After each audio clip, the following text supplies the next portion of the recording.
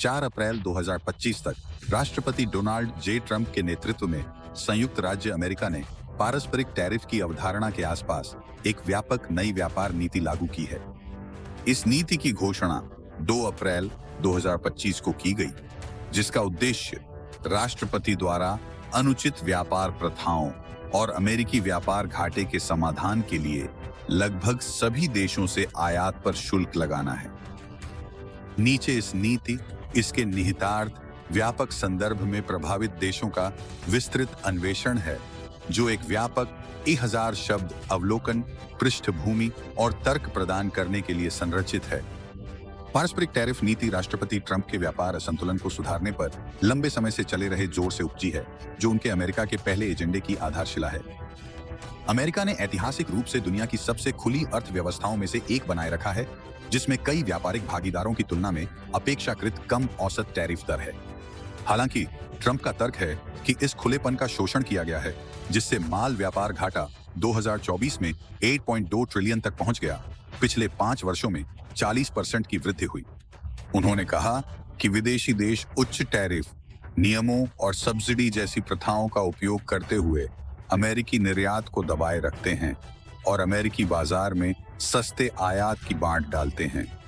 उन्होंने दावा किया कि इसने घरेलू विनिर्माण को नष्ट कर दिया है, रक्षा औद्योगिक आधार को कमजोर कर दिया है और राष्ट्रीय सुरक्षा को खतरा है। इस पर ध्यान देने के लिए ट्रंप ने 1977 के अंतर्राष्ट्रीय आपातकालीन आर्थिक शक्तियां अधिनियम के तहत राष्ट्रीय आपातकाल की घोषणा की, जिससे उन्हें व्यापक शुल्क लगाने का अधिकार मिला। 20 जनवरी 2025 को उन्होंने व्यापार घाटे और अनुचित प्रथाओं की समीक्षा के निर्देश देने के लिए अमेरिका के पहले व्यापार नीति राष्ट्रपति ज्ञापन पर हस्ताक्षर किए। 2 अप्रैल को स्थापित पारस्परिक टैरिफ योजना का उद्देश्य अमेरिकी वस्तुओं पर अन्य देशों द्वारा लगाए गए व्यापार बाधाओं को प्रतिबिंबित करते हुए खेल के मैदान को समान बनाना है। पारस्परिक टैरिफ नीति की संरचना नीति के 2 मुख्य घटक हैं। बेसलाइन टैरिफ एक 10% टैरिफ हर देश से आयात किए जाने वाले सभी आयातों पर लागू होता है। प्रभावी 5 अप्रैल 2025 को सुबह 12 बजे पूर्वी दिन के प्रकाश समय। यह उपाय स्पष्ट रूप से छूट न दिए जाने पर अमेरिका में प्रवेश करने वाले सभी विदेशी माल को लक्षित करता है। पारस्परिक टैरिफ लगभग 60 से 90 देशों पर उच्च देश विशिष्ट टैरिफ लागू किए जाते हैं। अनुमान स्रोत के अनुसार भिन्न होते हैं। प्रभावी 9 अप्रैल 2025 को सुबह 12 बजे पूर्वी दिन के प्रकाश समय। इन दरों का उद्देश्य अमेरिका द्वारा इन देशों की व्यापार बाधाओं को प्रतिबिंबित करना है। हालांकि गणना पद्धति विवादास्पद है।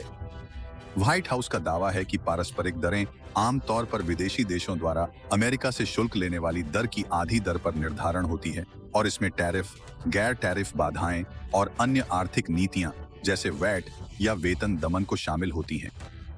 हालांकि विश्लेषकों ने नोट किया है कि दरें अक्सर वास्तविक टैरिफ स्तर की तुलना में व्यापार घाटे से अधिक संबंधित होती हैं।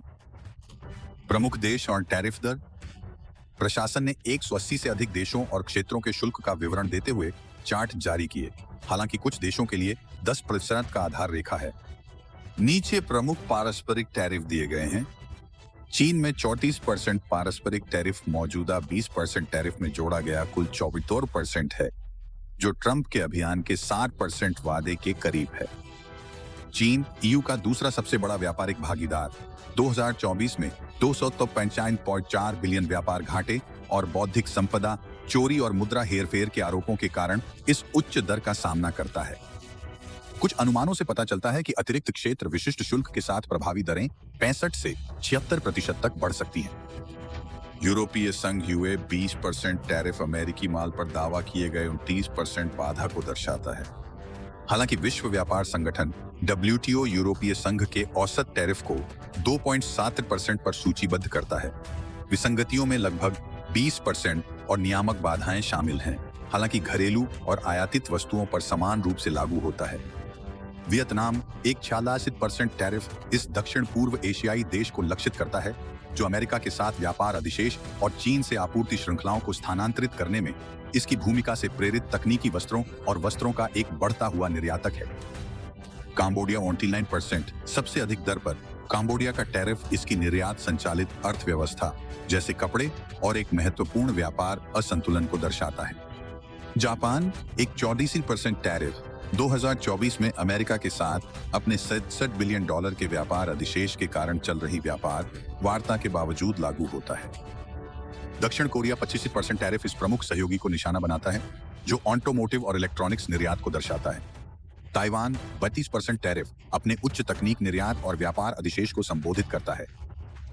भारत 26% टैरिफ अमेरिकी कृषि वस्तुओं पर 65% औसत टैरिफ और $30 अरब के व्यापार घाटे का जवाब देता है।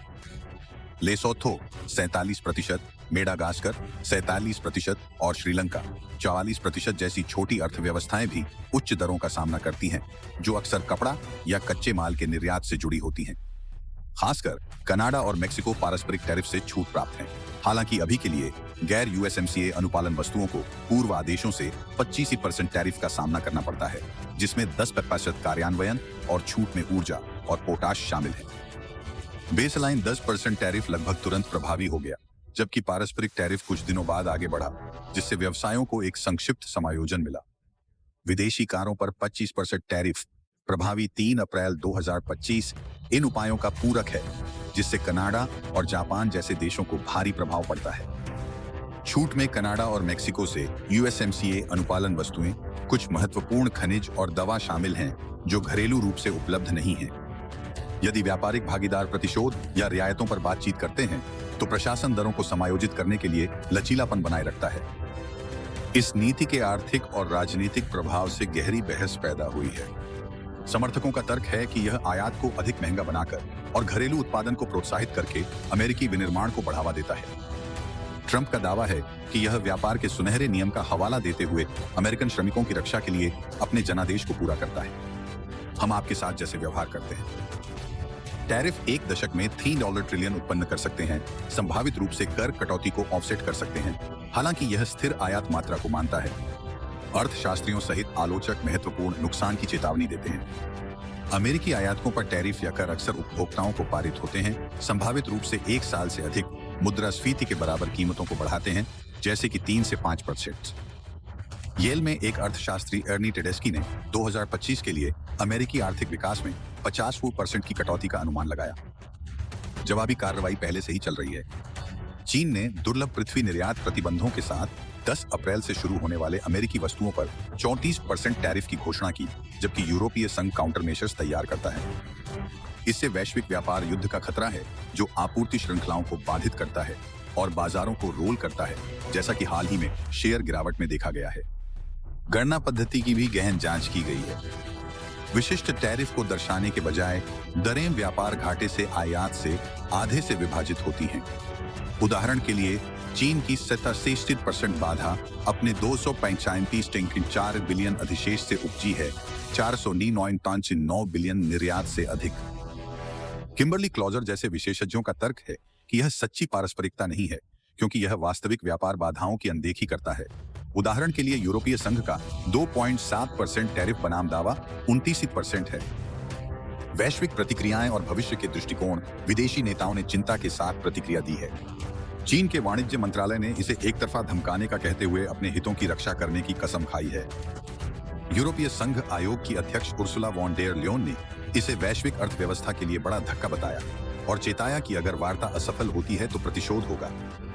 नॉर्वे के प्रधानमंत्री योनास गार स्टोरा ने 15% टैरिफ का सामना करते हुए इसे निर्यात निर्भर अर्थव्यवस्थाओं के लिए गंभीर बताया।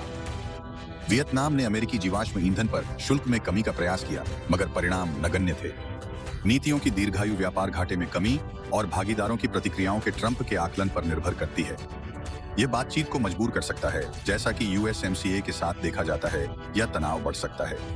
अगर प्रतिशोध जारी रहता है तो कांग्रेस आपातकाल घोषणा को चुनौती दे सकती है, हालांकि विभाजित सदन के निष्कर्ष में पारित होने का अनिश्चित है। 2025 में प्रस्तावित राष्ट्रपति ट्रंप के टैरिफ अमेरिकी व्यापार नीति में बड़ा बदलाव करते हैं, घरेलू उद्योग को प्राथमिकता देते हैं, लगभग हर व्यापारिक भागीदार को प्रभावित करते हैं। उनका उद्देश्य असंतुलन को ठीक करना है, लेकिन मुद्रास्फीति, प्रतिशोध और आर्थिक व्यवधान की संभावना है। दुनिया इस प्रयोग को देख रही है। इसकी सफलता इस पर निर्भर करती है कि क्या यह आज वैश्विक व्यापार को पुनः आकार देता है। वीडियो को लाइक और सब्सक्राइब करें। अपने दोस्तों के साथ वीडियो शेयर करें। हम अगला वीडियो देखेंगे। आपका धन्यवाद।